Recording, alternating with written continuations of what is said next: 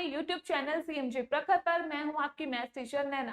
आज हम करने जा रहे हैं क्लास 10th के चैप्टर नंबर 5 अरिथमेटिक प्रोग्रेशन के कुछ प्रीवियस ईयर्स के इंपॉर्टेंट क्वेश्चंस। इस टाइप के क्वेश्चंस का जो पैटर्न होता है वो आपके एग्जाम्स में बार बार देखने को मिलता है।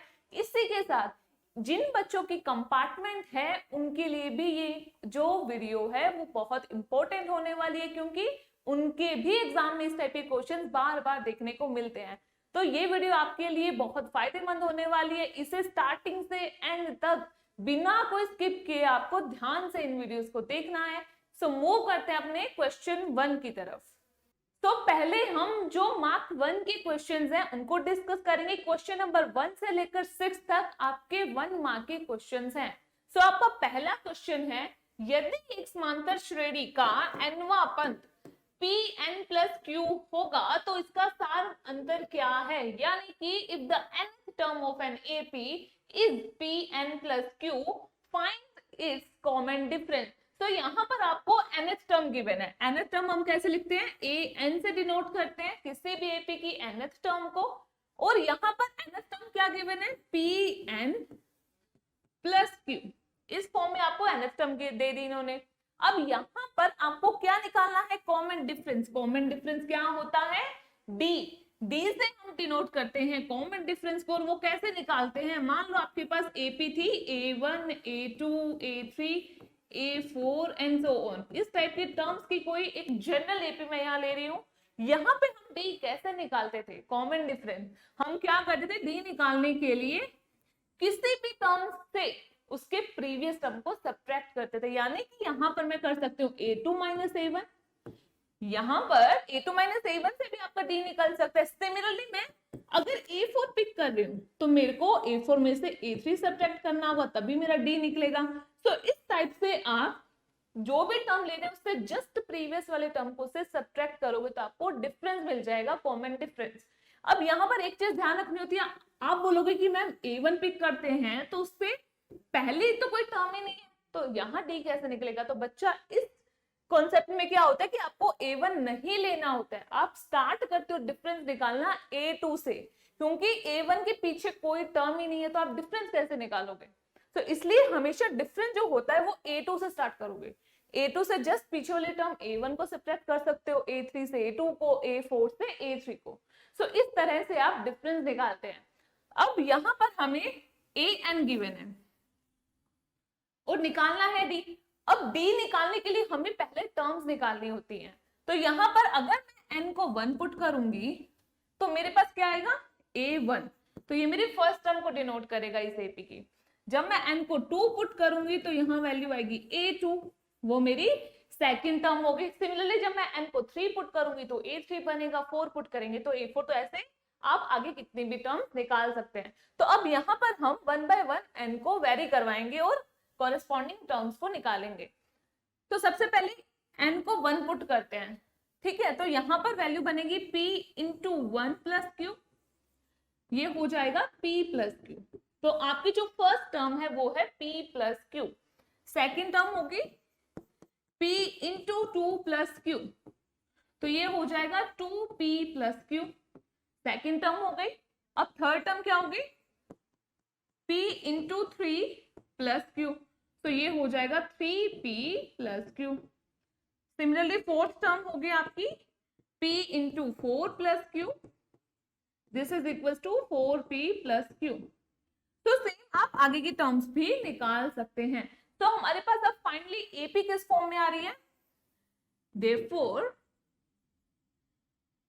the required AP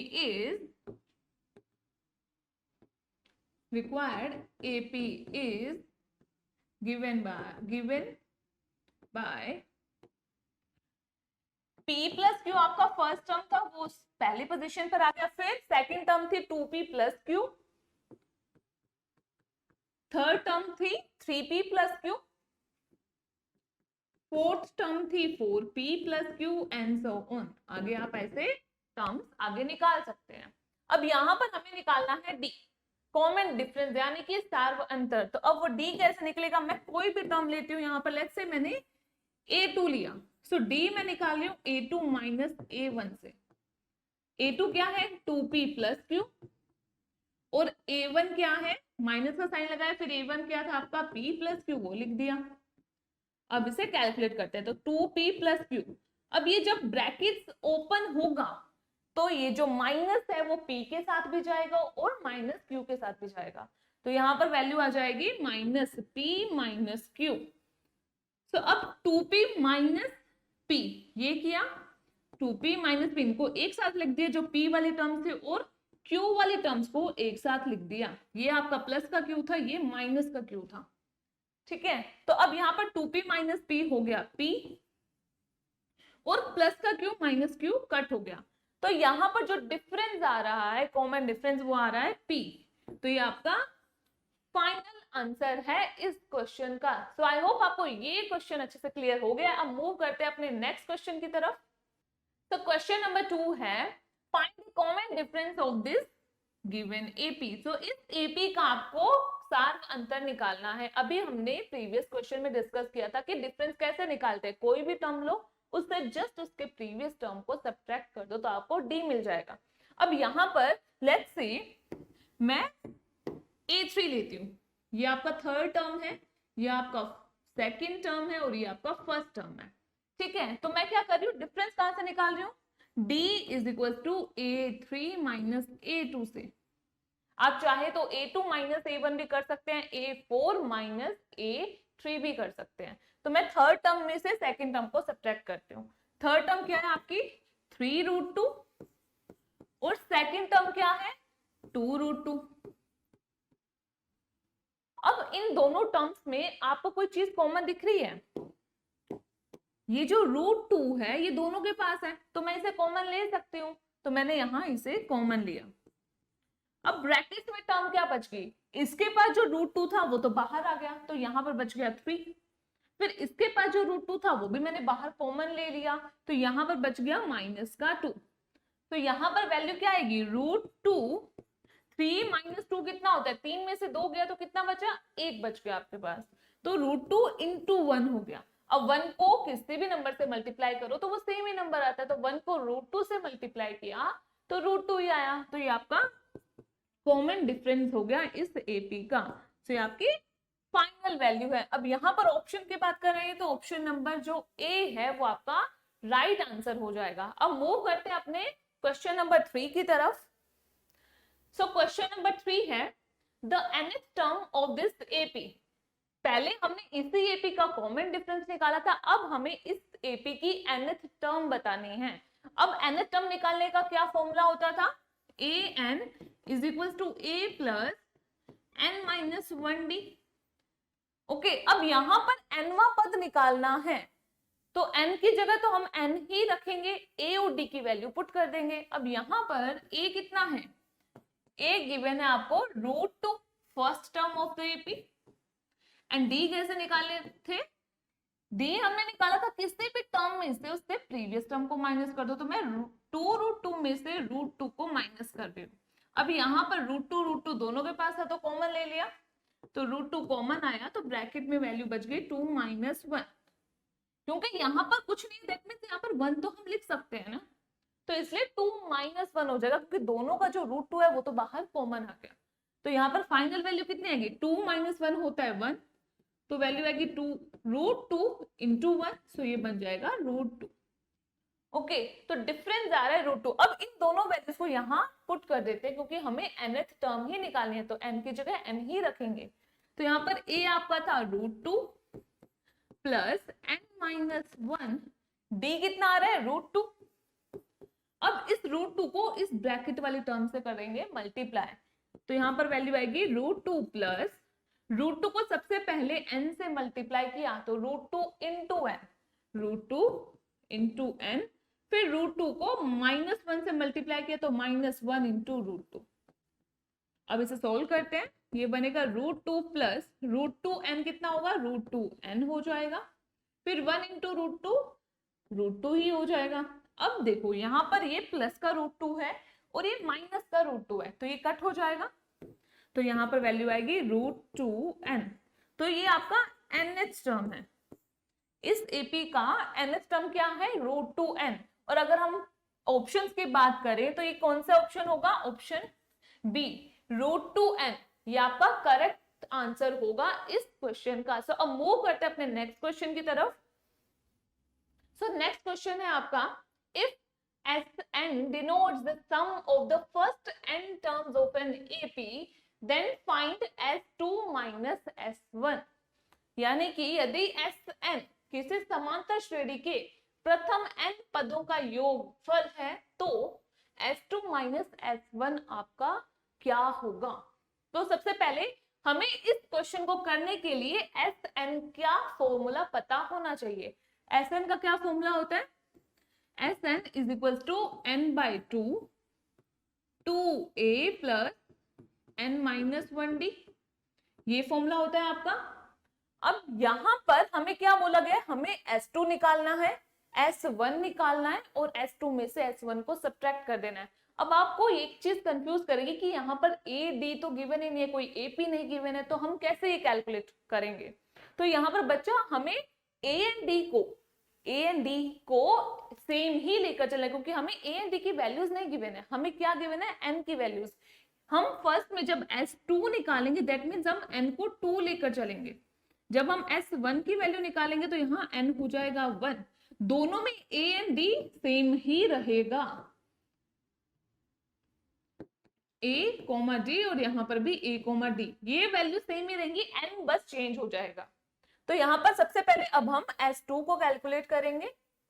तो S2 क्या आएगा, n की जगह बस हमें 2 पुट करना है, तो यहाँ पर 2 by 2 2 into A plus 2 minus 1 D हो जाएगा। अब इसको कैलकुलेट करेंगे तो क्या आएगा, 2 से 2 कट हो जाएगा, 2A प्लस 2 minus 1 होता है 1, 1 into D हो जाएगा। तो ये फाइनल बनेगा आपका 2A प्लस D और ये वैल्यू है S2 की। तो S2 आपका फाइनली क्या आ रहा है, 2A plus D। Let's say आपकी इक्वेशन नंबर 1 है। अब S1 निकालना है, तो S1 क्या होगा, 1 by 2 2A प्लस 1 minus 1, क्योंकि n की जगह 1 पुट किया और ये जो -1 है तो फॉर्मूले में ही था, तो 1 minus 1 D हो जाएगा यहाँ पर। तो यहाँ पर बनेगा 1 by 2 2A, अब 1 minus 1 होता है 0, तो 0 into D हो जाएगा। अब इसे आगे कैलकुलेट करें तो वैल्यू आएगी 1 by 2 2A प्लस 0, क्योंकि 0 into D, 0 को किसी भी नंबर से मल्टीप्लाई करेंगे तो वैल्यू तो हमें 0 ही मिलेगी। तो यहाँ पर बनेगा 2A प्लस 0। अब 2A प्लस 0 कितना हो जाएगा, 2A, तो ये बनेगा 2A। यहाँ से 2 से 2 कट हुआ तो वैल्यू आ गई A। तो S1 आपका आ रहा है A। लेट्स से आपकी इक्वेशन नंबर 2 है। अब हमें क्या कैलकुलेट करना था, S2 माइनस S1। सो अब हम कैलकुलेट करेंगे। सो S2 माइनस S1 क्या होगा, S2 की क्या वैल्यू आ रही थी, 2A प्लस D, तो सबसे पहले 2A प्लस D लिख दिया, फिर माइनस साइन, और फिर S1 की क्या वैल्यू आ रही थी, A, वो लिख दी। अब हम A वाले टर्म्स को एक साथ ले आते हैं, तो ये बनेगा 2A minus A plus D। तो यहाँ पे 2A माइनस A मतलब 2A में से आपने एक A को सब्ट्रैक्ट किया तो बच गया 1A, तो यहाँ पर A बच गया प्लस D हो गया। तो ये आपका S2 माइनस S1 का सोल्यूशन है, उनकी वैल्यू है। तो ये आपका फाइनल आंसर है इस क्वेश्चन का। सो मूव करते हैं नेक्स्ट क्वेश्चन की तरफ। सो क्वेश्चन नंबर 5 है, the nth term of this AP is, so basically ये जो AP given है इसकी nth term निकालनी है। अभी हमने एक क्वेश्चन ऐसा डिस्कस किया था जहां पे nth term निकालनी थी। तो यहाँ पर सबसे पहले nth term का फॉर्मूला लिखते हैं। nth term क्या होता है, A plus n minus 1D। अब हमें nth term निकालनी है तो n तो फिक्स है, n को n ही लेकर चलोगे। वैल्यू किसकी पुट कर सकते हैं AP से, A एंड D की। तो सबसे पहले हम यहाँ पर A की वैल्यू लिखेंगे। A होता है फर्स्ट टर्म। फर्स्ट टर्म इस AP का क्या है, फर्स्ट टर्म इस AP का ये है 1 प्लस √3, तो ये पूरा जो है वो आपका फर्स्ट टर्म होगा। अब हमें निकालना है D। अब मैं कोई भी टर्म लूंगी और उससे जस्ट उसके प्रीवियस टर्म को सब्ट्रैक्ट कर दूंगी। तो लेट्स से मैं इसे A2 को ले रही हूँ, A2 और ये A1 था, तो मैं D निकाल रही हूँ A2 माइनस A1 से। A2 आपका क्या है 1 प्लस 2√3 माइनस A1 क्या है 1 प्लस √3। अब इस ब्रैकेट्स को ओपन करेंगे तो ये माइनस दोनों के साथ चला जाएगा, तो वैल्यू बनेगी 1 प्लस 2√3 माइनस 1 माइनस √3। अब ये जो +1 है और -1 है ये तो हो जाएगा कट, 2√3 में से 1√3 माइनस हुआ तो आपका बच गया 1√3। तो सिंपल √3 आपकी वैल्यू आ गई डी की। अब ए एंड डी दोनों हमारे पास है, अब हम nth टर्म को इजीली निकाल सकते हैं। अब हम a की वैल्यू पुट करेंगे 1 plus √3 plus n-1 as it is रहेगा, फिर d की वैल्यू है √3। अब इस √3 को इस पूरे ब्रैकेट से कर देंगे मल्टीप्लाई, तो 1 प्लस √3, अब √3 को n से किया तो प्लस √3n हो गया, एंड √3 को -1 से किया तो माइनस √3 वैल्यू आ गई। अब यहां पर प्लस का √3 और माइनस का √3 ये तो हो रहा है कट, अब वैल्यू क्या बच गई 1 प्लस √3n। सो ये आपकी nth टर्म है इस एपी की। सो आई होप आपको ये क्वेश्चन अच्छे समझ आ गया। मूव करते हैं अपने नेक्स्ट क्वेश्चन की तरफ। सो नेक्स्ट क्वेश्चन है आपका, which term of this AP is 64। इस एपी की 64 टर्म कौन सी होगी? तो ये आपको यहाँ पर क्या करना है, n निकालना है, कौन से पोजीशन पर 64 आएगा इस एपी में वो आपको फाइंड करना है। तो यहाँ पर सबसे पहले वैल्यूज नोट डाउन करेंगे। a की वैल्यू है 4, d हम निकालेंगे a2 माइनस a1 से, a2 है आपका 7, a1 है 4, तो 7 माइनस 4 हो जाएगा 3।